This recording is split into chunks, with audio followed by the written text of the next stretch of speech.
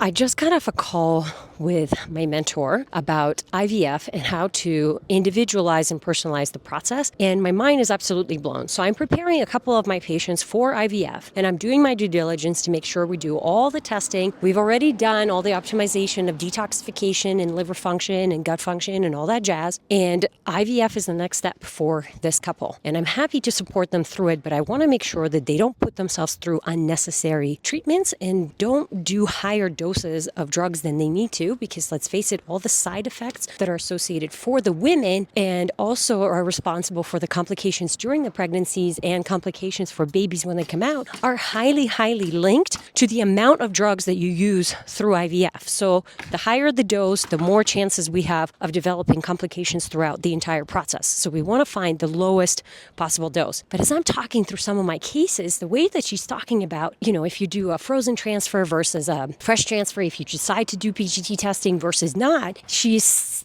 laying it out as if it's a process that just goes step by step and it reveals itself as you go through the process. So it's not something that you can go into and say, this is the dose of medication that I'm going to use. I'm going to do a fresh transfer. I'm going to do a frozen transfer, and I'm going to do PGT testing on day 5, and then I'm going to freeze it. And she's talking about it as this individualized process. I stopped her because I'm like, well, who actually does this? Because I haven't met any single patient. And of course she says, I do it. This is how I do it. And this is how I ensure I set my patients up for success. But unfortunately, most IVF clinics are just going to give you the baseline recommendations that they do for everyone and see if that works. If it doesn't work, they'll try something different the next cycle. If you want to do the fresh transfer, then you'll do the fresh transfer. If you want to do the PGT testing, you'll do the PGT testing. But in reality, you actually have to see how you as a patient are responding to the medication, what's happening with your follicles, what happens during the collection, how many follicles do you collect? Because if you're collecting over 20 follicles, chances are they're going to be poor quality, and we want to get somewhere between 9 to 13. And so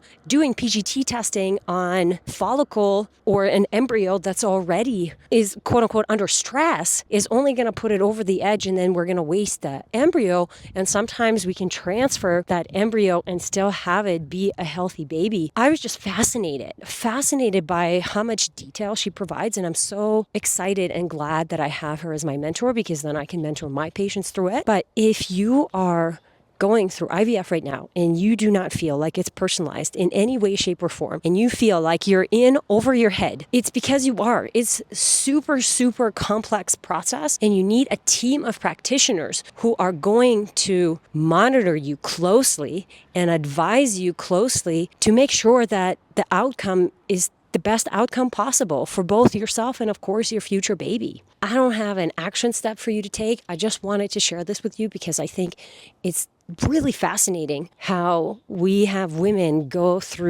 couples go through this crazy invasive procedure with very little education or answers. And here I am learning from a mentor who is in practice for 30 years, who is helping couples go through IVF, if that is their next right step, in such a way that empowers them and allows them to make decisions every step of the way as they're going through the process. I think we deserve that kind of care, and I think we need to demand that kind of care.